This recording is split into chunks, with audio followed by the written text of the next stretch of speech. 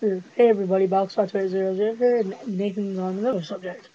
Okay, so there's been lots of stupid moves in both World War One and Two, but in World War Two they got intensely stupid, and and I've found out what the three stupidest ones would probably be. Number three would definitely be courtesy of Neville Chamberlain before the war even started, where he allowed the Sudetenland of Czechoslovakia to be taken. Now, if he would have kept the Sudetenland for the Allies, then they might have actually had a decent enough military might to actually conquer Hitler.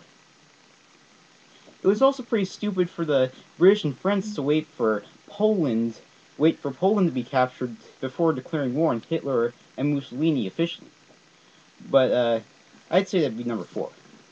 Number two, both one and two are of the Axis, courtesy of the Axis.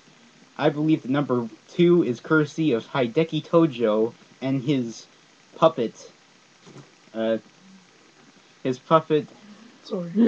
Isoroku Yamamoto, a guy who actually went to American college. He actually learned a lot about American culture. He planned the attack on Pearl Harbor, which would get us into the war, attacking Hawaii, which was currently our territory, but nonetheless a part of it, which meant if you attack Hawaii, you attack us completely. Anyway, he actually anyway he this Yamamoto guy planned the attack at 7 o'clock a.m. when a bunch of people would just be waking up and like getting a bowl of cereal or something. So that ended up killing 24,000 troops and civilians right in Pearl Harbor, and that got us involved in the war, which was a big mistake because they about 3 days later had the Philippines. The Philippines. That's currently the 12th most populous country right now, and and we were able to liberate those 7,000 islands like it was nothing. And that's thanks to Douglas MacArthur, by the way. Though he is egotistical, I gotta give him credit for doing that. Really brave move.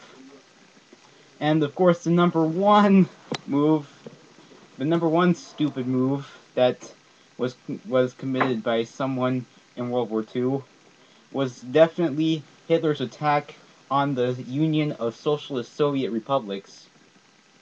I mean, Soviet Socialist Republics, known as the USSR or the Soviet Union, which was which was probably the greatest power in Europe at that time.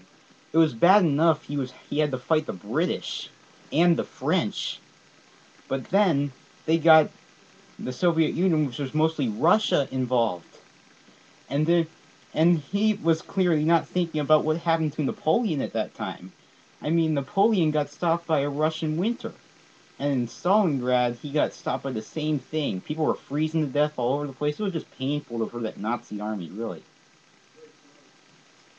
And I believe that if he wouldn't have chosen to fight a war on two fronts, then it would have been so much easier for him to conquer all of Europe.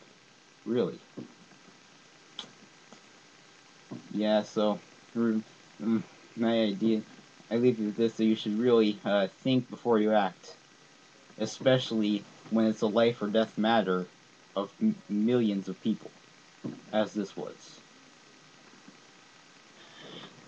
Truthfully, I think the stupidest thing about World War II was even having a World War II, because Exactly, really. we shouldn't have even had a World War One. We'd have more people on this earth right now. And Of so, course, yeah, of course, like 20 million Soviet civilians were all annihilated in the Second World War. It's very tragic that it even had to happen. yeah. But Oh, one good thing came out of it: the reestablishment of the nation of Israel, which was gone for just hundreds of years. yeah. Well, I guess we're done on that topic. And I'll see you all later if we have any more things to talk about. Bye, guys.